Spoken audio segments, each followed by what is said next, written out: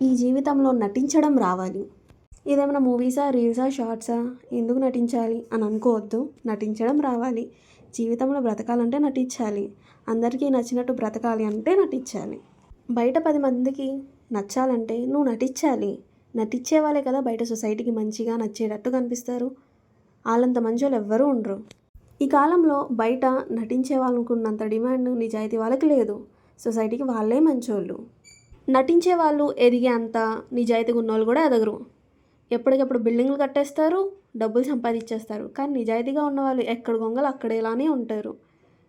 ఇవన్నీ చూస్తుంటే నిజాయితీగా ఉండడం కూడా తప్పే అనిపిస్తుంది. కొన్ని సంవత్సరాలకి ఎలా అయిపోతుందంటే నిజాయితీగా ఉన్న వాళ్ళకి రోజులు కూడా ఉండవు.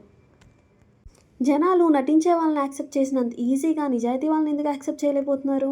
ఆలోచించండి ఒకసారి. నిజాయితీగా ఉన్న వాళ్ళకి కొన్ని లక్షణాలు ఉంటాయి.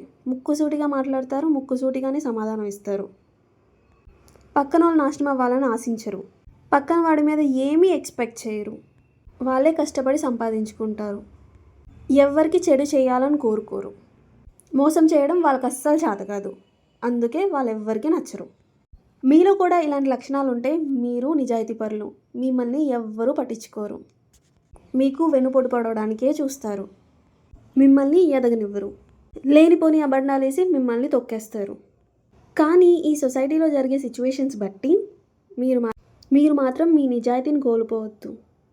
ఎందుకంటే ఇలాంటి సొసైటీలో మీరు చాలా ప్రీషియస్. ఎప్పటికైనా ఇది నాటక రంగంలో నిజాయితీయే గెలుస్తుంది. నిజాయితీగా ఉన్న వాళ్ళదే గెలుపు. కానీ కొంచెం టైం పడుతుంది. That's it for today. Bye.